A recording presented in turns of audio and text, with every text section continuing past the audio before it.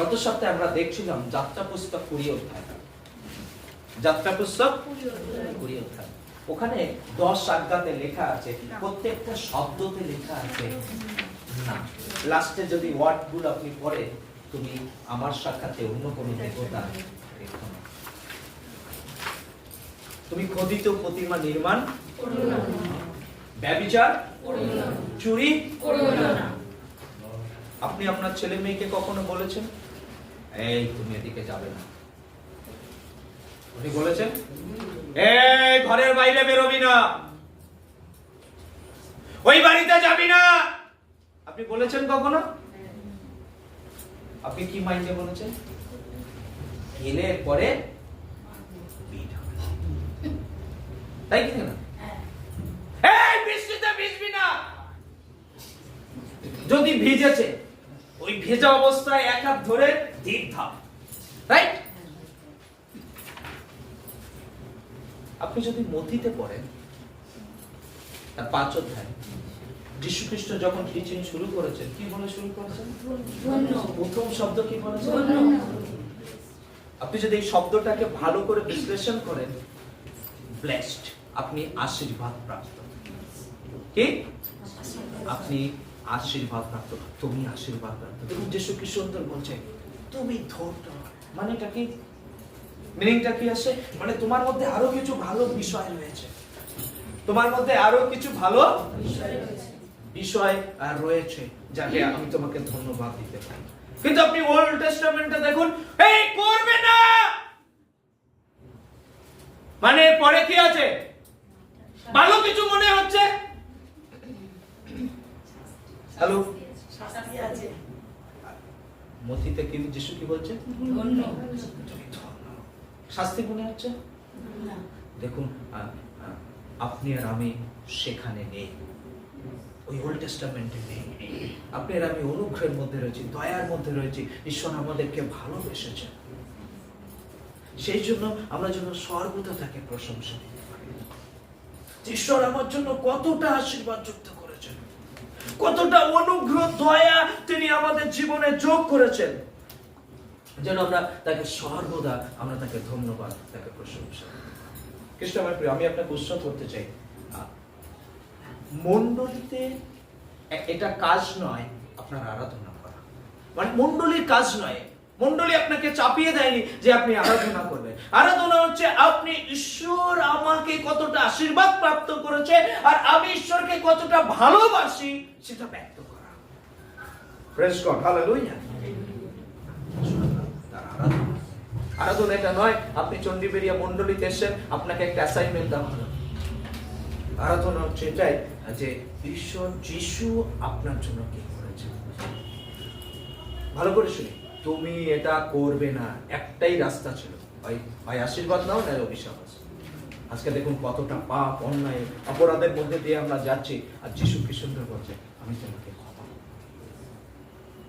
কত অনুগ্রহ, হালেলুয়া।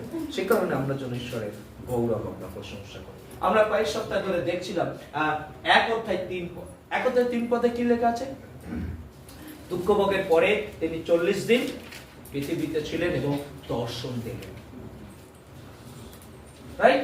এবং আপনি যদি 10 পদ পড়েন, 10 পদে লেখা আছে তিনি যাইতেছেন আর তাহারা আকাশের দিকে একদৃশ্যে চাইয়া আছেন।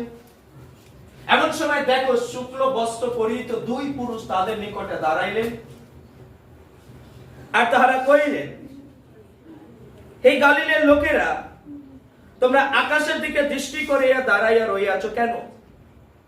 এই যে যিশু তোমাদের নিকট হইতে স্বর্গে ঊর্ধ্বনীত হইলেন, উহাকে যেরূপ স্বর্গে গমন করিতে দেখিলে সেই রূপে উনি আগমন করিবেন।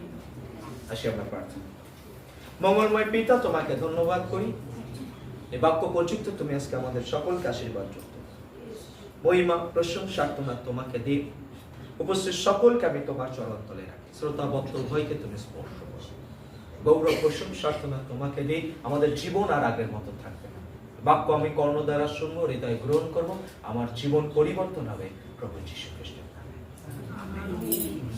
আজকে যে বিষয়টি আমরা ব্যক্ত করব, উনি আগমন করিবেন, অর্থাৎ দ্বিতীয় আগমন তার তিনি যেভাবে উঠতে গিয়েছেন 40 দিন ছিলেন এবং 40 দিন পর 40 দিনের দিন তিনি ঊর্ধ্বে চলে গিয়েছেন এবং ব্যক্ত করেছেন যে আমি আবার ফিরে আসব।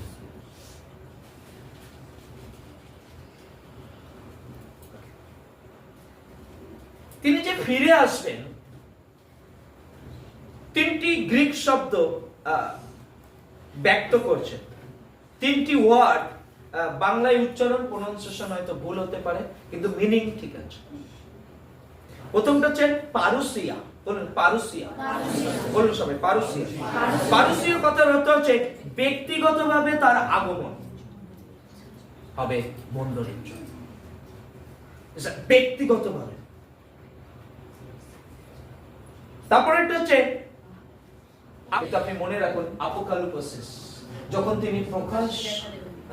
তিনি আসবেন, তিনি প্রকাশ্যে দেখা দেবেন। এবং 3 নম্বর হচ্ছে এপিফানিয়া, তার আবির্ভাব। প্রথমবার তিনি এসেছিল, অপমান সহ্য করেছিল। সেকেন্ড টাইম তিনি আসবে, মহিমায় আসবে।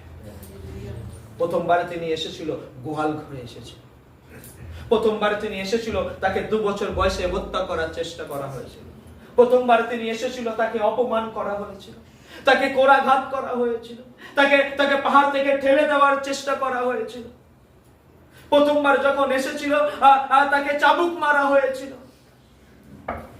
দ্বিতীয়বার যখন আসবে, তিনি ক্ষমতার সাথে আসবে, কর্তৃত্বের সাথে আসবে।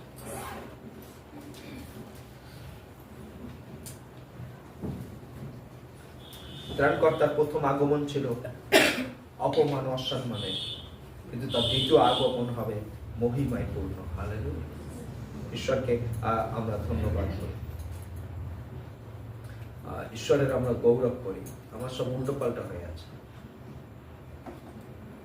দ্বিতীয় আগমন খ্রিস্টানের প্রিয় দুভাবে হয়। বাক্যে লেখা আছে একটা গোপনীয় ভাবে, কিন্তু সেই দিনে সেই দণ্ডের তথ্য কেউ জানে না। প্রকাশিত বাক্যে বলছে সেই আগমন যখন হবে, সর্বজন সম্মুখে হবে। দেখো তিনি মেঘ সহকারে আসিতেছেন, আর প্রত্যেক চক্ষু তাহাকে দেখিবে।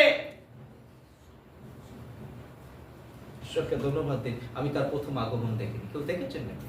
যিশু জন্মগ্রহণ করেছেন জেরুজালেমে, প্যালেস্টাইনে, কেউ দেখেছেন? ঈশ্বরকে ধন্যবাদ দিন, দ্বিতীয় আগমন আমরা দেখতে পাবো। বাইবেল বলছে প্রত্যেক চক্ষু মানে আমার চক্ষু, আমার প্রত্যেকের চক্ষু মানে আমারও। সর্বজন সম্মুখে তিনি আসবেন খ্রিস্ট আমার প্রিয়। যেন আমরা প্রস্তুত হতে পারি, যেন আমরা প্রস্তুত হতে পারি খ্রিস্ট আমার প্রিয়।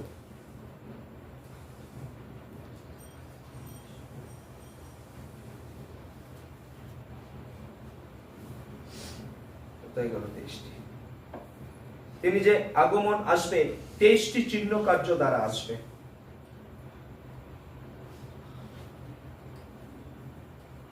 আগমনের যে চিহ্ন কার্য আসবে, তার 23টি চিহ্ন কার্য আমরা লক্ষণ পাবো। বের করি সবাই, 2 তিমোথী 3 অধ্যায়।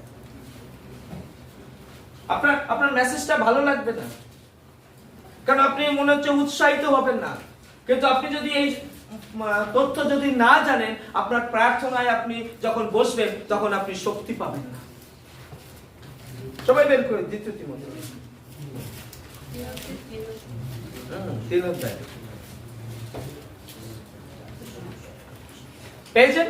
আমি পড়ছি। কিন্তু ইহা জানিও, শেষকালে বিষম সময় উপস্থিত হইবে।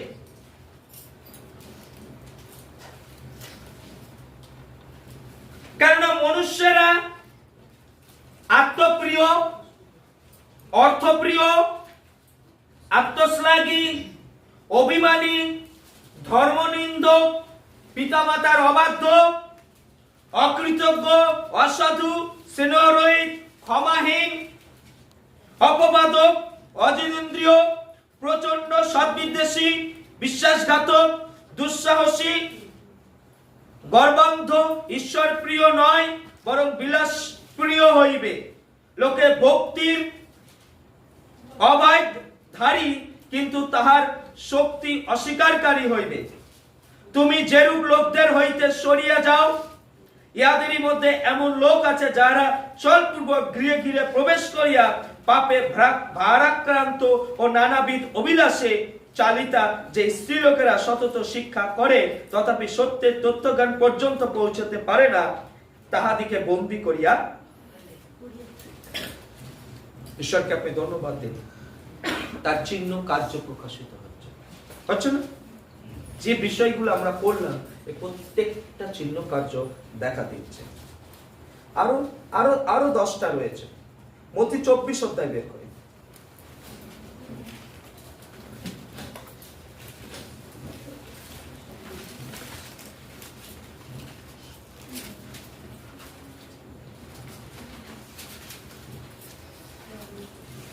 মথি 24 অধ্যায় বের করি।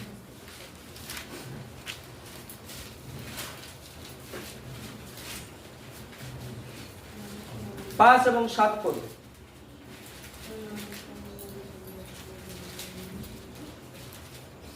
পেয়েছেন?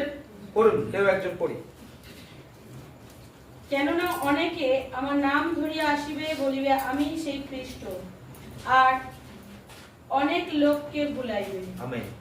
কেননা অনেকে আমার নাম ধরিয়া আসিবে, বলিবে আমি সেই খ্রিস্ট, আর অনেক লোককে ভুলাইবে। 6 পদ পড়ুন। আর তোমরা যুদ্ধের কথা ও যুদ্ধের জনরব শুনিবে, দেখিও ব্যাকুল হইব না, কেননা এ সকল অবশ্যই ঘটিবে, কিন্তু তখনও শেষ নয়। কারণ জাতির বিপক্ষে জাতি ও রাজ্যের বিপক্ষে রাজ্য উঠিবে, এবং স্থানে স্থানে দুর্ভিক্ষ ও ভূমিকম্প হইবে। কিন্তু এই সকলই যাতনার আরম্ভ মাত্র। দেখুন ঈশ্বর, আপনি যুদ্ধ হচ্ছে না, জাতির বিরুদ্ধে জাতি উঠছে না, ভাইয়ের বিরুদ্ধে ভাই উঠছে না, এই সমস্ত চিহ্ন কার্য আর বিশ্বাসী, এটা আমাদের আরম্ভ যাতনা।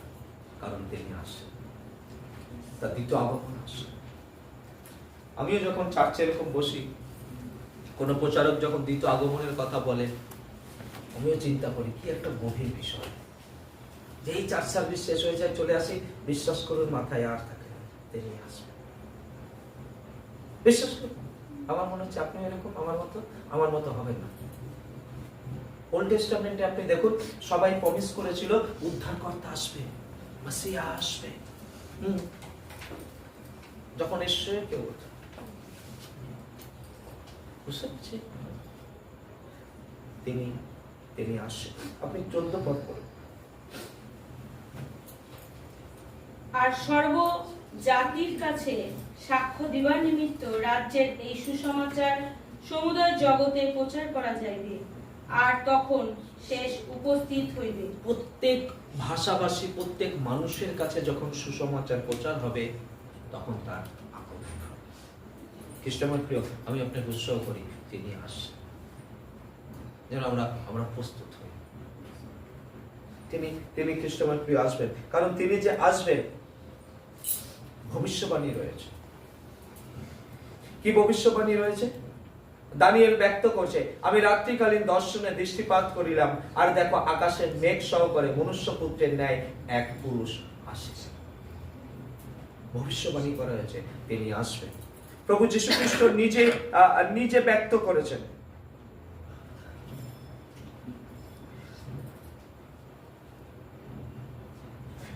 প্রভু যীশু খ্রিস্ট নিজে ব্যক্ত করেছেন। মথি 25 অধ্যায় 31 পদ। আর যখন মনুষ্যপুত্র সমুদায় দূত সঙ্গে করিয়া আপন প্রতাপে তিনি আসবেন। খ্রিস্টের প্রিয়, তিনি আসবেন। সাধু পৌল ব্যক্ত করেছেন তার শিক্ষায়, তিনি আসবেন। স্বর্গদূতেরা ব্যক্ত করেছেন, এটা ভুল আছে, এটা 10-11 হবে খ্রিস্টমাস। তিনি আসেন। স্বর্গদূতেরা বলছে, তোমরা গালিলের লোকেরা আকাশের দিকে দৃষ্টি করিয়া কি দেখছো? উনি যে রূপ গিয়েছেন সেই রূপে আবার আসবেন। আপনার আমি সেই ঈশ্বরের আরাধনা করি খ্রিস্টান।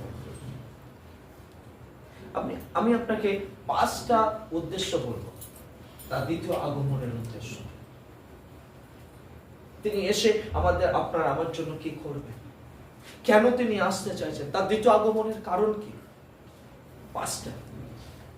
আর আপনি যখন এই 5টা বিষয় বুঝতে পারবেন, আমি বিশ্বাস করি আপনি এখন উৎসাহিত হবেন কিনা আমি জানি না, কিন্তু আপনি যখন ব্যক্তিগতভাবে যখন প্রার্থনা করবেন, আপনার জীবনে এক আলাদা শক্তি নেমে আসবে। যারা লিখছি একটু রাইট ডাউন, যারা লিখছি না তারা মনে করি, যদি আপনার প্রয়োজন হয় আমি আপনাকে হোয়াটসঅ্যাপে পাঠিয়ে দেব। তিনি আসবে, তার উদ্দেশ্য হচ্ছে ধার্মিকের পরিত্রাণ সম্পূর্ণ করার জন্য। যারা আপনি আর আমি ধার্মিকতা লাভ করেছি, যাকে আপনি আর আমি স্বীকার করেছি, আমাদের পরিত্রাণ যেন সম্পূর্ণ হয়, তার জন্য তিনি আসবেন। দেখুন শাস্ত্রে কি লেখা আছে, তেমনি খ্রিস্টীয় অনেকের পাপভার তুলিয়া লইবার নিমিত্ত একবার উচ্ছিষ্ট হইয়াছেন, তিনি দ্বিতীয়বার বিনা পাপে তাহাদিকে দর্শন দেবেন, যারা পরিত্রাণের নিমিত্ত তাহার অপেক্ষা করছে। তিনি দ্বিতীয়বার আসবেন। প্রথমবার তিনি এসেছিল ক্ষমা নিয়ে, প্রথমবার তিনি এসেছিল প্রার্থনার উত্তর, প্রথমবার তিনি এসেছিল অসুস্থতা নিয়ে, প্রথমবার তিনি এসেছিল অভাবের মধ্যে পাশে দাঁড়ানোর জন্য। কিন্তু দ্বিতীয়বার তিনি আসবেন আমাদের পরিত্রাণের নিমিত্ত। তিনি আমাদেরকে দর্শন দেবেন, যারা পরিত্রাণের নিমিত্ত তার অপেক্ষা করে তাদের জন্য আসবেন। অনেকের পাপভার তুলিয়া লইবার নিমিত্ত একবার উচ্ছিষ্ট হইয়াছে, কিন্তু দ্বিতীয়বারের সুযোগ থাকবে, দ্বিতীয়বার কোনো ক্ষমা থাকবে না।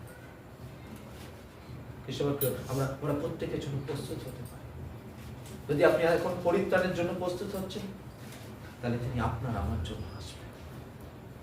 তিনি আসবেন, তিনি আপনাকে ভালোবাসেন, তিনি আমাকে ভালোবাসেন। মণ্ডলী নাম্বার 2, তিনি আসবেন অন্ধকারের নিহিত বিষয়কে আলোক আনয়নের জন্য। যে বিষয় অন্ধকারে রয়েছে, সে বিষয়কে তিনি প্রকাশ করবেন। প্রথম করিন্থীয় 4:5 অতএব তোমরা সময়ের পূর্বে যে পর্যন্ত প্রভু না আসেন সেই পর্যন্ত কোনো বিচার করিও না। ভালো করে শুনুন, যে পর্যন্ত প্রভু না আসেন সেই পর্যন্ত কোনো বিচার।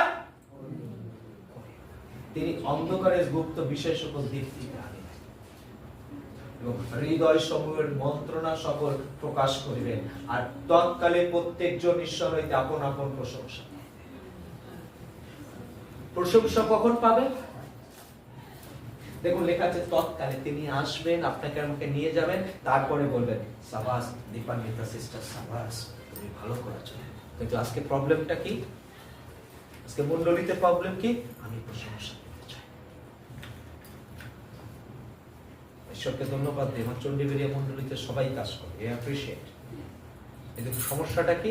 আমি অনেক প্রার্থনা করি, আমি অনেক গান করি, আমি অনেক হাউস ফেলোশিপ করি, আমি অনেক মিউজিক বাজাই, আমি অনেক সানডে স্কুল করি, আমি অনেক হাঁটাচলা করি, আমি অনেক পাস্টরের পিছনে বসি, আমাকে একবারও প্রশংসা দেয় না। আমি অনেক অফারিং দিই, আমাকে একবারও প্রশংসা দেয় না। কিন্তু আপনি যদি বাক্য বিশ্বাস করেন, বাক্যে লেখা আছে তিনি যখন আসবেন আমার গুপ্ত বিষয় সকল প্রকাশ করবেন।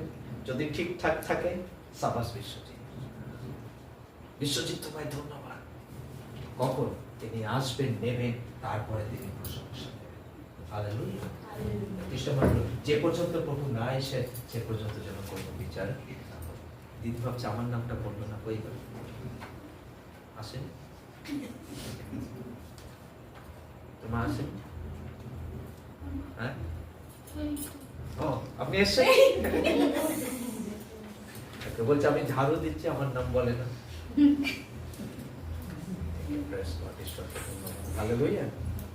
God is good. আমরা যেন প্রশংসা রাখাম কি না হয় মণ্ডলী থেকে, পালকের থেকে। কারণ আপনি যদি শাস্ত্র পড়েন, দেখুন পরিষ্কার বাংলায় লেখা আছে তিনি যখন আসবেন তৎকালে আপনাকে নিয়ে যাবে আর আপন আপন প্রশংসা করবে। Press god. তাহলে এখন ছটফট কেন করছেন? এখন শুধু দিয়ে যান, এখন শুধু কাজ আপনি করেছেন। নাম্বার 3,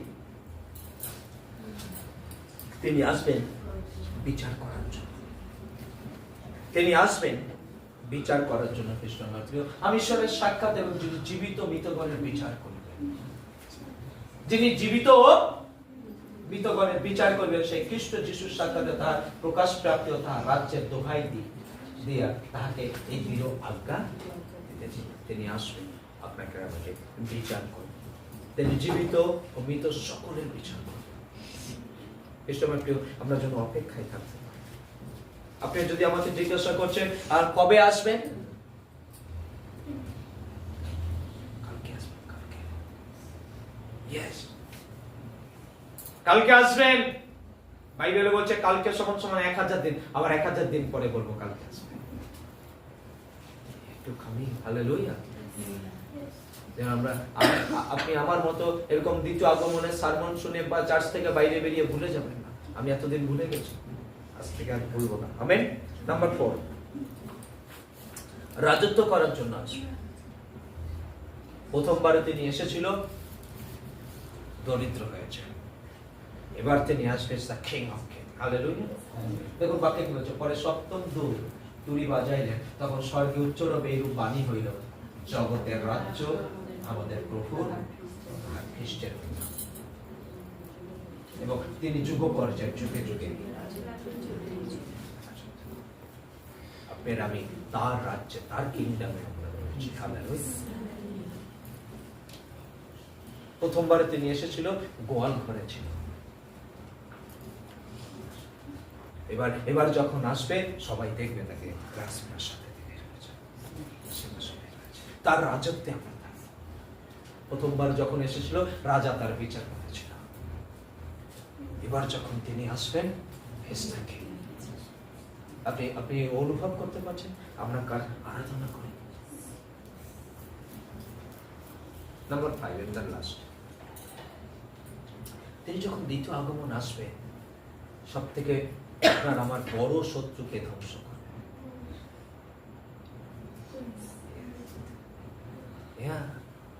এবার আপনাকে বলতে হবে বড় শত্রুটা কে। তিনি যখন এখানে আসবেন সব থেকে বড় শত্রুকে তিনি ধ্বংস করবেন। ইয়েস, বাইবেল বলছে, বাইবেলে রিটেন পরিষ্কার আছে, আমরা আসছি, আপনার আমার সব থেকে বড় শত্রুকে তিনি ধ্বংস করবেন। কে সে বড় শত্রু?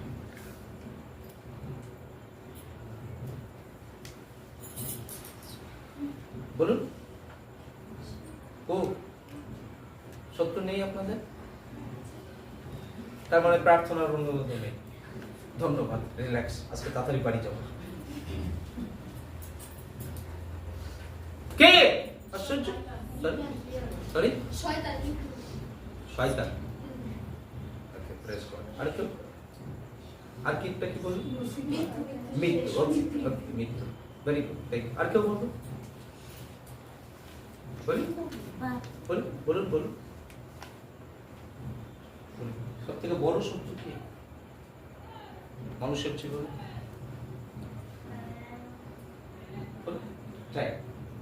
Say anything. রীতাদি বলছে আমি মাথা নিচু করব। সরি, মর্ত জীবন। Very good. রীতাদি মাথা নিচু করছেন কেন? বলি তাড়াতাড়ি। পিছন থেকে।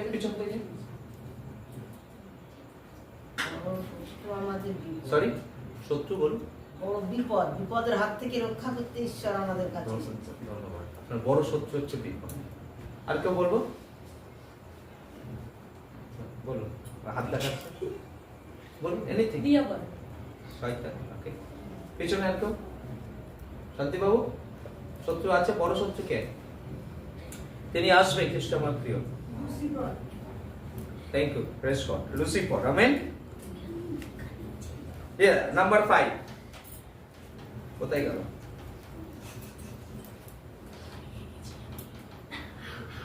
শুনি, মৃত্যুকে বিনষ্ট করবে। আপনি জানেন মৃত্যু যদি আমার জীবনে না আসে আমি যিশুর কাছে কখনোই যেতে পারবো না। এবারে যিশু আর আমার মাঝখানে যেটা রয়েছে সেটা হচ্ছে মৃত্যু। তিনি যখন দ্বিতীয় আগমন আসবে সবার মৃত্যু হবে। দেখুন শাস্ত্র কি লেখা আছে পরিষ্কার, আমার কথা না। কেননা যাবৎ তিনি সমস্ত শত্রুকে তাহার পদতলে না রাখিবেন তাহাকে রাজত্ব করিতেই, তিনি রাজত্ব করতে আসবেন, তিনি রাজত্ব করবেন, সমস্ত শত্রুকে তিনি পায়ের তলে দলিত করবেন। Is the king. 26 পদ করুন। শেষ শত্রু, জোরে বলুন, শেষ শত্রু যে সেও বিরক্ত।